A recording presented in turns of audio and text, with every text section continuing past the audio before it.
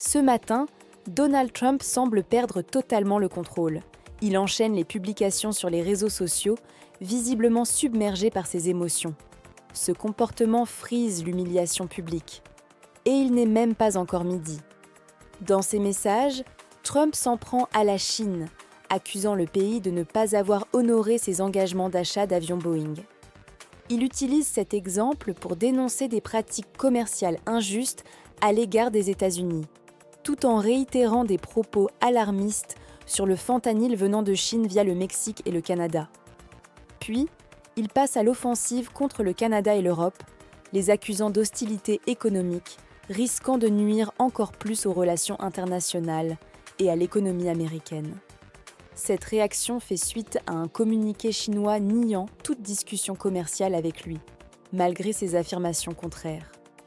Trump ne s'arrête pas là.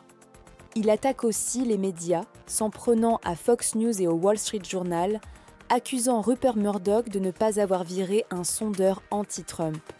Il fustige également Harvard, la qualifiant d'institution d'extrême gauche antisémite, et demande publiquement que son avocat, lié à l'université, soit renvoyé.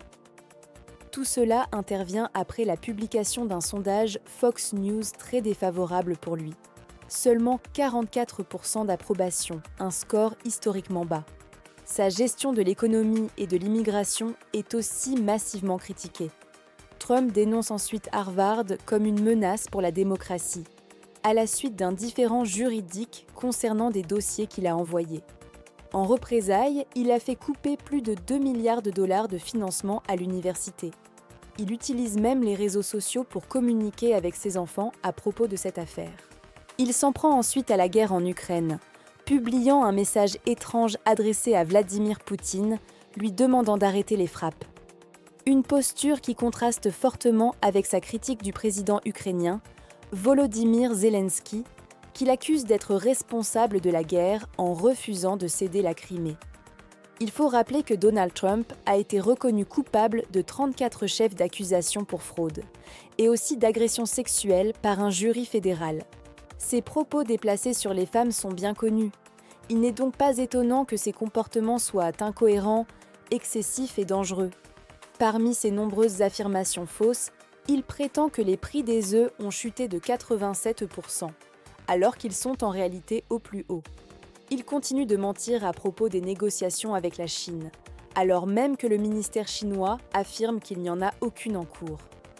Trump accuse aussi les démocrates de protéger les criminels, alors que c'est lui-même qui a été condamné par la justice. Il s'est aussi rendu coupable de violation des droits humains en expulsant illégalement des migrants et en les envoyant dans des centres de détention dans des pays tiers, un comportement digne des régimes autoritaires. Il a également provoqué un effondrement du tourisme international aux États-Unis.